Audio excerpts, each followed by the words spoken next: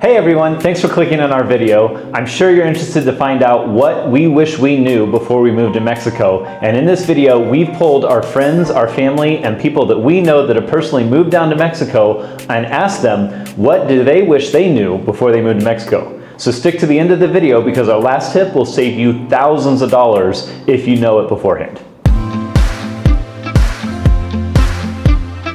We're the Gray Harbor family, and since 2016, our family of 6 has been living abroad. With years of experience, tips, and insights, we're here to guide anyone else considering this life-changing journey. Stick around to discover how to turn your income into a passport anywhere in the world, unlocking the ultimate geographical freedom.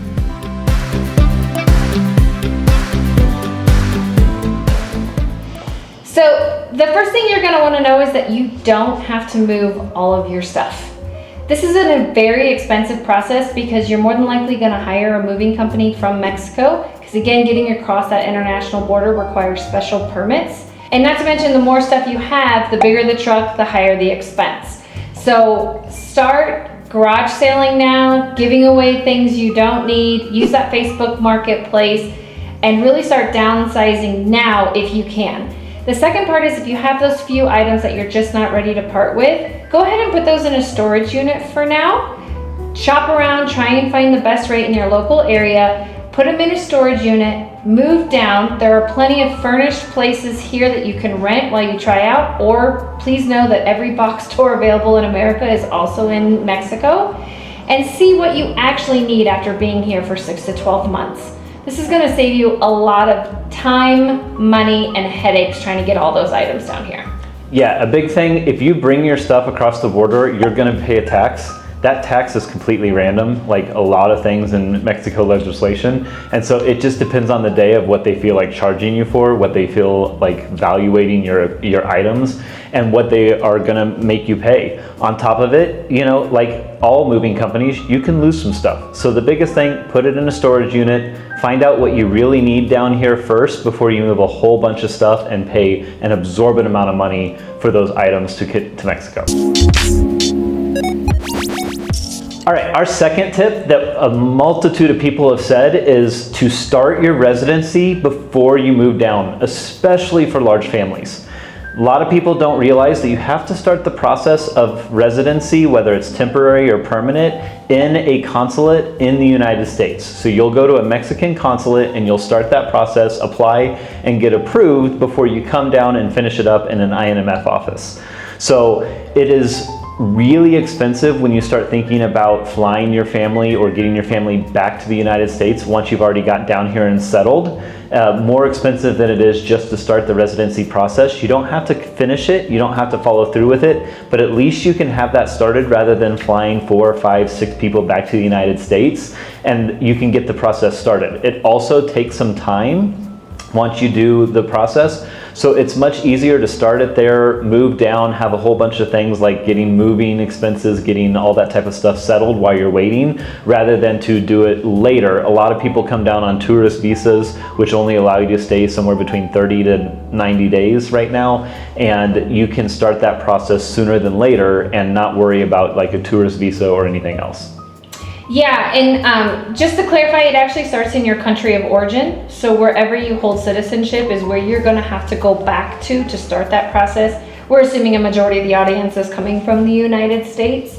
And then like we said, remember that you would have to plan to get every single family member back to the States to start the process, because everyone has to be physically present in your country of origin at the consulate to start that process. And last note, exactly what Zach said, that starting process and having that appointment in your country of origin is free. It doesn't cost you anything to schedule that and go ahead and get everything you need. There are lots of resources, which we'll link down below, where you can find out exactly what you need to bring to that appointment to get this process started for you, as well as contacts that we have made here that can help finish that process here in Mexico that we'll also link below. Here's the next one if you haven't already, and that is do not change your name. Whether you've been married or divorced or anything like that, having the same name you had on your birth certificate will save you a lot of headache here in Mexico. Speaking from personal experience, I did change my name when we got married, and every time we've had to do something with the government here, like temporary residency, permanent, getting birth certificates for our 2 children who were born here and are Mexican citizens by birth. It has always caused an extra step and headache for me to prove that I am the same person with my birth name and my married name. So if you haven't already, I highly suggest you don't, because it'll save you a lot of headaches here in Mexico. Yeah, what a lot of people from the United States and Canada don't realize is Mexicans don't follow this process. They'll carry 2 last names. They'll do your first last name and your second last name, and it will be your father's last name and your mother's last name. So the process of changing your name and going and doing all these documents and saying I've changed my name halfway through my lifespan doesn't really like hit home with them. They get very confused, and it happens on every single thing. Even just like a passport renewal here in Mexico. Yes. We have to go to the US consulate and get an apostille saying this is the same person, and they always ask for IDs of wits that she doesn't have anymore because she's been Whitney Gray for 20 years now. And they're like, so you don't have any driver's license or your passport or anything? And so it's a very hard process here in Mexico if you change your last name. So our suggestion, don't do it. Hey guys, if you've made it this far, please go ahead and click that like and subscribe button. It really helps support the channel. And of course, if you have any additional tips, tricks, or questions, leave a comment below. We respond to all comments on the channel. But now let's get to our biggest money-saving tip that we wish we knew before we moved to Mexico. All right, thanks for sticking around this long. The number 1 tip that we were told by every single person, and what we've learned ourselves, and we're still trying to even get my parents who live here full time to understand, is that you can be tax exempt depending on how long you've stayed out of your country. It depends on if you're from Canada or United States. We're more familiar with the United States tax laws. So for the US, if you're not in the United States for 30 days over the course of the year, you can file for tax exemption. So every single dollar that you make, you don't have to pay into state or federal taxes. That's a huge deal and would have saved us thousands of dollars if we'd known it. Much. Also, another pro tip. Even if you've been in the United States for over 30 days, there are prorations of exemptions, and we strongly suggest you reach out with an international tax consultant who understands the international tax implications. We'll link who we use in the description below. We love them. But you can even be prorated. So even if you've stayed in the United States for more than 30 days in a calendar year, you can still save thousands on taxes if you know that you can file for tax exemption or prorated tax exemption. Yeah, and you have a choice as a United States citizen.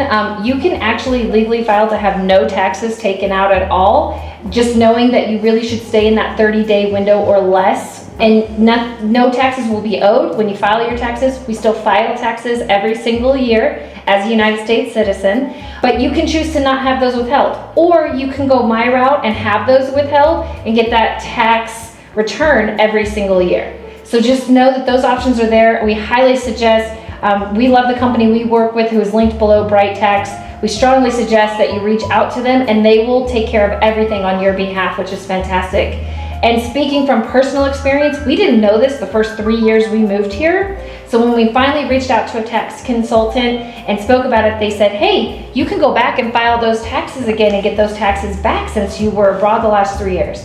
And as anyone knows, that took forever and a day to actually get those funds back to us. Yeah, and it was a pain, and I don't think we got everything we should have got. No, definitely not. But it was tens of thousands of dollars over those 3 years that we waited, again, another year plus to get back. So that would be one of the first things I would reach out to do within the first 90 days that you're here. Reach out to a tax consultant that can handle those just to get an idea and prep for the next tax filing year and take advantage of that. Yeah, and if you're still looking to figure out what you need to do here and trying to get a US paycheck, click on the video right here and we'll get you all taken care of 5 jobs you can still do to earn a US salary. Thanks everyone, we hope you enjoyed this and we'll see you next time on The Road Less Traveled.